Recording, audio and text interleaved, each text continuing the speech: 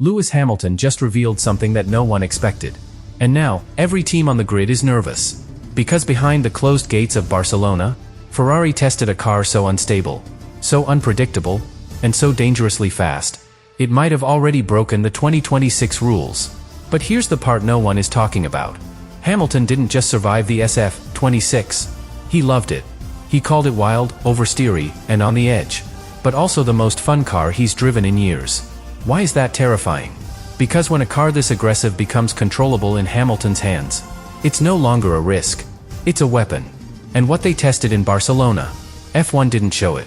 But we will. Subscribe now. Because what Hamilton just experienced might change the entire season before it even begins. It wasn't supposed to go this way. Ferrari wasn't supposed to be fast. Hamilton wasn't supposed to be smiling. And the SF-26? That car was supposed to be a problem. But in Barcelona, something changed. The garage was quiet. The engineers? Focused.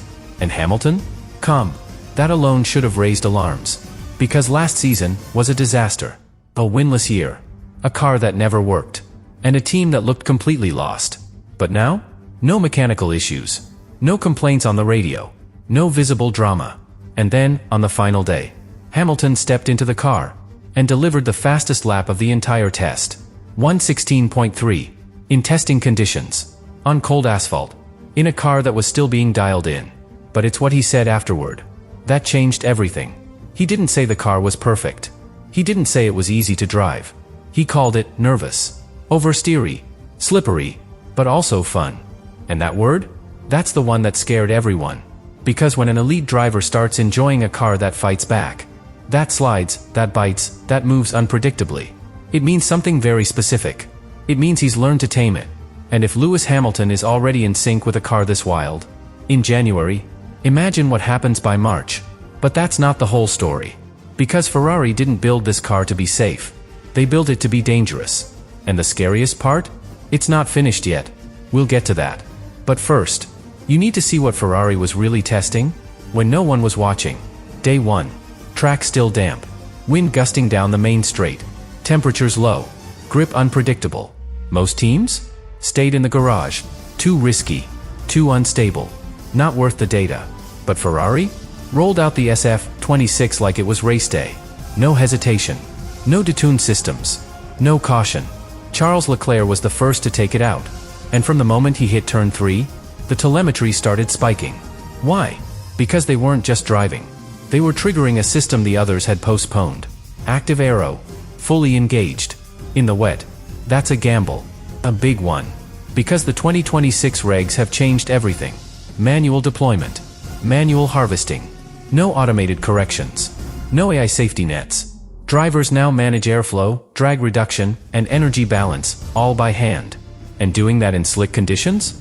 It's like walking a tightrope, blindfolded, in a storm. But Ferrari wasn't guessing. They were collecting something no simulation can replicate. Real-world hybrid data. In chaos. They pushed the system mid-corner. Opened the wing during partial throttle. Deployed electric boost while riding over wet curbs. And the result? No spin. No red flag. No sudden power loss. Just controlled aggression. The kind of feedback no wind tunnel, no software, and no rival team has right now. And here's why that matters. If it rains in Bahrain, or Jeddah, or even a late-season race like Japan, Ferrari will be the only team that knows exactly how their hybrid powertrain responds under stress. That's not just a strategic edge. That's a psychological one. Because the other teams? They didn't dare try it. Ferrari did. And that's why Hamilton's comments aren't just about how the car feels. They're about what it's becoming. But this wasn't even their final move. Because the next day, when the track dried, and all systems were stable, Leclerc ran a sequence so consistent, even the telemetry technicians thought it was a glitch.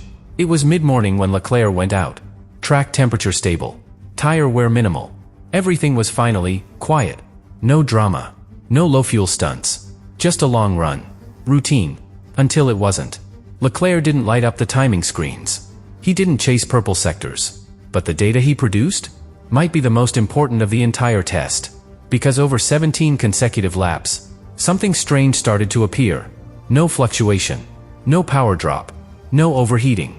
Ferrari's energy deployment graph, the heartbeat of hybrid behavior, was flat. Flat in braking zones. flat in harvest cycles, flat in exit throttle. It didn't pulse like the others. Red Bulls showed overcorrection. McLaren's dipped under load. Mercedes had temperature spikes.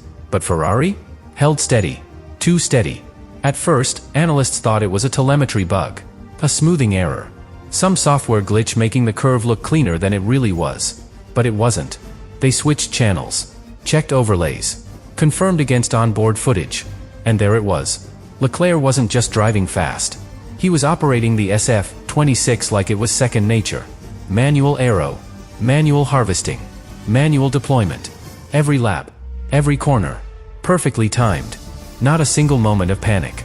Not a single correction that looked improvised. And that's what's most unsettling. Because we're not supposed to be here yet. The 2026 regulations were meant to introduce chaos. Steeper learning curves. More driver workload.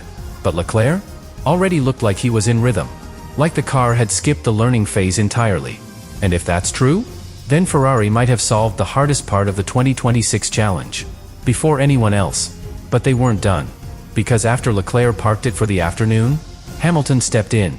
And what he did with the same car, same setup, same systems, changed the tone of the entire paddock. Late afternoon. Cooler air. Track rubbered in. Ferrari had every reason to shut it down. They had already logged more laps than any other top team. No mechanical issues. No red flags. No stress. But they didn't stop. They gave Hamilton one more run. No major changes. No setup shift. Same tire compound. Same systems active. And what happened next? Sent a clear message. Because within 3 laps, Hamilton was already on the edge. But not out of control. Sector 1, clean. Sector 2, planted. Sector 3, on rails. And that's when people started to notice something strange. The feedback from Hamilton? Nearly identical to Leclerc's. Same words. Same rhythm. Same energy notes. He described the car as slippery, oversteery, but catchable. He didn't ask for wing adjustments. Didn't request balance tweaks. Didn't need a run plan reset. He just drove. And on the final timed lap, with fuel still in the tank, he dropped a 1 minute and 16.3 seconds. Fastest of the entire test. But that's not the scary part. The scary part is that he lifted before the line. Watch the footage. Just before the finish, a slight lift. Deliberate. Controlled. Why? Because Ferrari didn't want attention. They didn't want headlines. They wanted silence. And in that silence, they told the truth. That both their drivers, in a brand new era, in a radically complex car, on completely different driving styles, could extract performance. Immediately. That does not happen in Formula 1. It takes time. It takes struggle. It takes sacrifice. But Ferrari? They're skipping the pain. Skipping the learning curve. And if both Hamilton and Leclerc are already taming the SF-26, then every other team is in trouble. Because this isn't a car designed to peak in July. This is a car designed to dominate from race 1. And if Barcelona was just the baseline, Bahrain could be the ambush. Here's what most fans don't know. Ferrari didn't bring the full car to Barcelona. What we saw was Phase 1. The test version. The foundational spec. A version designed not to be fast, but to be repeatable. They weren't chasing top speeds. They weren't hunting glory laps. They were validating systems. Reliability. Thermal loads. Energy behavior. Aerodynamic consistency. Everything Ferrari ran was built around one goal. Trust. Trust that the car works in the cold. Trust that it works in the wet. Trust that it works on 2 totally different driving styles. And now that they've got that, the real SF-26 is next. Because ahead of Bahrain, Ferrari is set to debut a completely revised floor. A new rear wing. An aggressive side pod design. And the final calibration for full power engine modes. None of that was on the car in Barcelona. Let that sink in. Hamilton set the fastest time, without the final power unit mapping. Leclerc ran 17 clean laps, on a cooling package that's already being replaced. This entire test wasn't about competition. It was about preparation. And that's what should terrify the field. Because most teams spent Barcelona firefighting. Chasing setup. Fixing software. Trying to keep temperatures under control. Ferrari was gathering clean, quiet, consistent data. They're not behind schedule. They're not testing theories. They're building a launch pad. And when they arrive in Bahrain, they'll walk in with the most complete picture of any team. They'll know what works. They'll know what doesn't. And they'll already have 2 drivers synced and ready. That's not normal. That's a title strategy. But the final sign that Ferrari knows something the others don't? It's not in the upgrades. Not in the lap times. Not even in the data. It's in the silence. Because this entire time, they've barely said a word. No declarations. No predictions. No hype. Just a quiet warning, delivered through performance. And that might be the loudest message they've ever sent. For the first time in years, Ferrari isn't chasing the others. They're not copying. They're not overreacting. They're not apologizing. They're executing. And they're doing it with the calm confidence of a team that's already seen how this season starts. Because make no mistake, they know what they have. And Lewis Hamilton? He knows it too.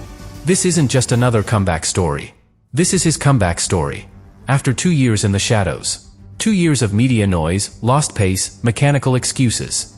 Now he has a car that fights, but doesn't fight him. Now he has a team that listens, but doesn't second guess. Now he's in red. Not for the drama, but for the legacy. And that's what this whole thing is really about. Because if Ferrari pulls this off, if this car holds together under pressure, and Hamilton starts delivering from race 1, we're not just witnessing a turnaround. We're witnessing a statement. That in the most radical regulation shift Formula One has ever seen. The oldest team on the grid, and its most decorated driver, have figured it out first. And they don't need to tell anyone. They'll show it. Corner by corner. Lap by lap. Circuit by circuit. Until the silence is no longer mysterious. It's terrifying. Because this year, Ferrari's not here to prove a point. They're here to win.